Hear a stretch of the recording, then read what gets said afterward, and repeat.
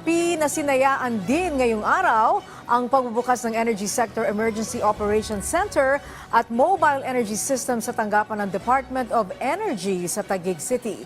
Ang nasabing pasilidad may kakayahang magbantay at tumugon sa iba't ibang energy-related emergencies. Si Joshua Garcia sa sentro ng balita. Pinangunahan ngayong araw ni Executive Secretary Lucas Bersamin ang inaugurasyon para sa Energy Sector Emergency Operations Center o ESEOC at Mobile Energy System o MES sa Department of Energy, BGC, Taguig City. Ang nasabing inisyatiba ay bahagi ng $34 million Energy Secure Philippines activity na mayroon ng pamahalaan kasama ang United States Agency for International Development o USAID, kung saan layo nito na tumugon sa pangangailangan sa maaasahang energy infrastructures lalo sa panahon ng pangangailangan sa bansa. Sa mensahe ni Pangulong Ferdinand Marcos Jr. na binasa ni Bersamin, binigyan diin ang kahalagahan ng pagiging handa ng Pilipinas pagdating sa pangangailangan ng enerhiya lalo sa panahon ng trahedya at sakuna.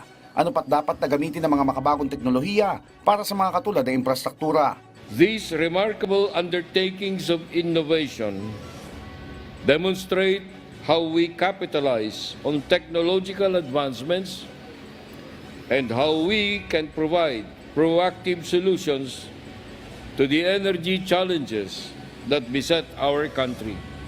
Ang ESEOC ay magsisilbing Centralized Energy Command Hub na didisenyo gamit ang pinakabagong teknolohiya mula sa Europa at Estados Unidos na may kakayahan na mag-monitor, magtansya at rumisponde sa iba't ibang energy-related emergency gaya ng sakuna, grid failures, maging ng cybersecurity threats.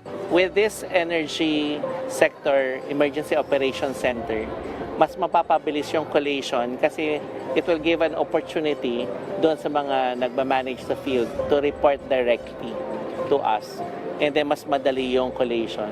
Gayun din ang mga modular system nito ay magagamit para sa renewable energy source, energy storage na mapapakinabangan para sa generation at distribution ng kuryente, partikular sa mga remote o mga lugar na kalimitan nakararanas ng sakuna. And pinagtatabi na rin natin yung mga web-based applications tulad ng real-time monitoring ng earthquake, real-time monitoring ng wind, real-time monitoring ng pag-asa or whatever DOST has.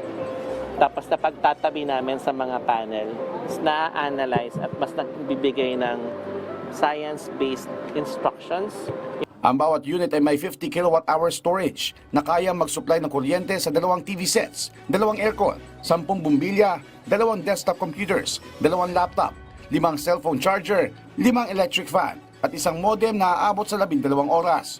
Na kung ikukumpara sa diesel generator sets, ang MES ay mas madaling maipadala tuwing emergency nang may mas maliit na gastos pagdating naman sa operation at maintenance. Samantala, bahagi rin na nasabing aktibidad ngayong araw ang turnover ng 8 solar-powered mobile energy system o MES, kung saan 2 dito ay nakaistasyon sa DOE, habang ang iba ay nakatakdang ipamahagi sa mga ahensya ng gobyerno at local government units mula Hunyo hanggang Agosto ngayong taon.